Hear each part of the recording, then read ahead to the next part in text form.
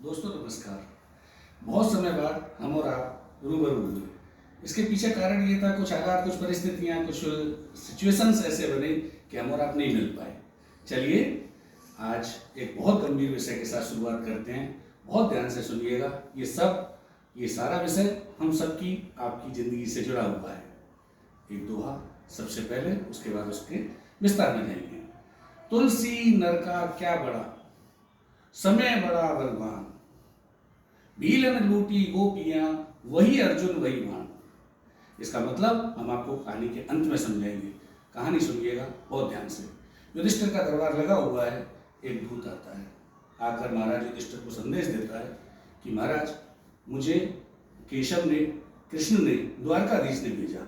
कुछ दिन पहले उन्होंने मुझे बुलाकर कहा था कि मैं जिस दिन ये दुनिया छोड़ दूं, वैकुंठवास करूं, उस दिन जाकर सबसे पहले ये संदेश महाराज युधिष्ठिर को देना और बोलना कि कृष्ण ने द्वारका छोड़ दी है, कृष्ण ने पृथ्वी छोड़ दी है, आप देख लीजिए। युधिष्ठिर ने कहा कि फिर कि अभी कुछ दिन पहले कृष्ण अपने लोक को चले गए और उन्होंने ये संदेश मुझे देने के लिए कहा, तो मैंने आपको ये दिया। युधिष्ठिर ने सोचा कि शायद कृष्ण कहना चाह रहे होंगे कि द्वारका की जिम्मेदारी, द्वारका के धन, वैभव, ऐश्वर्य, गोपिकाएं और तमाम महिलाएं, इन सब की जिम्मेदारी अब आपको संभालनी है। उन्होंने अर्जुन को बुलाया। अर्जुन से कहा, अर्जुन द्वारका जाओ, द्वारका जाकर द्वारका की महिलाओं को, वहाँ के धन को, वहाँ की सारी व्यवस्थाओं को संभालो और लेकर हस्तिनापुर आओ। अर्जुन चल दिए, द्वारका पहुँचे। वहाँ पर सारी गोपिकाओं को इकट्ठा किया, रानियों को इकट्ठा किया, धन ऐश्वर्य को लिया और निकल रहे। रास्ते में एक जंगल, पहाड़ी स्थल पड़ता है, भीलों का इलाका। वहां पर उन भीलों ने अर्जुन को घेर लिया कि हमारा टैक्स हमें देकर जाओ। अर्जुन ने कहा, मुझे जानते नहीं, मैं कुंती पुत्र अर्जुन, मेरे गांडी को नहीं पहचानते। उन्होंने कहा, आप जो भी हैं, यहां से गुजरेंगे तो टैक्स देना पड़ेगा। अर्जुन ने उनके साथ युद्ध किया। उन सामान्य भीलों ने, जिनके पास भाला था, तलवार थी, छोटी मोटी के हथियार थे, उनसे अर्जुन को न केवल पराजित किया बल्कि एक पेड़ के साथ बांध दिया और कुछ गोपिकाओं को लूट कर ले गए, कुछ धन को लूट कर ले गए। जैसे तैसे अर्जुन अपने प्राण बचाकर हस्तिनापुर आए। हस्तिनापुर आकर उन्होंने महाराज युधिष्ठिर को पूरा वृत्तांत, पूरा विवरण बताया। महाराज युधिष्ठिर अब सोच में हो गए।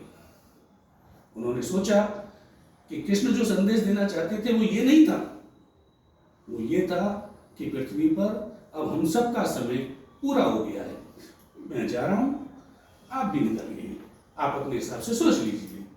असल में हमारा पराक्रम, हमारी जितनी भी ताकत, शौर्य, ऐश्वर्य, ये सब जितने भी हैं, ये सब ईश्वर के बिना अधूरे हैं, बिना अध्यात्म के अधूरे हैं। जब तक कृष्ण साथ थे, संसार की सारी शक्तियों के अकेले अर्जुन ने परास्त किया। 11 अक्षौहिणी सेना को परास्त किया, भीष्म पितामह को परास्त किया, कर्ण को मारा और तमाम बड़े बड़े वीर योद्धाओं को उन्होंने धराशायी किया। लेकिन कृष्ण नहीं रहे तो सामान्य वीरों के साथ युद्ध करते हुए अर्जुन पराजित हो गए। कहने का तात्पर्य यह है कि जब कभी हमारे मन में अहंकार, ताकत का नशा, दौलत का नशा, शौहरत का नशा, ऐसे कोई भी नशे हमारी जिंदगी में आने लगे या आए, तो हमें ये सोच लेना चाहिए, ये कहानी को याद कर लेना चाहिए कि बिना भगवान के, बिना आध्यात्मिक शक्ति के हमारा अस्तित्व कुछ भी नहीं है। तभी ये कहा था कि तुलसी नर का क्या बड़ा, समय बड़ा बलवान, भीलन लूटी गोपियां, वही अर्जुन वही बाण। आप वही हैं, सब कुछ वही है, लेकिन अगर आध्यात्मिक शक्ति आपके साथ नहीं है, अगर कृष्ण आपके साथ नहीं है, अगर ईश्वर आपके साथ नहीं है, अगर आत्मा आपकी मजबूत नहीं है, तो आपका कोई अस्तित्व नहीं है। युधिष्ठिर ने इस बात को अर्जुन के लौट कर आने के बाद समझा और फिर कहा कि परीक्षित को तैयार करो, अब हमारा भी जाने का समय आ गया। परीक्षित को बाद में राजपाट सौंप कर पांडव निकल गए।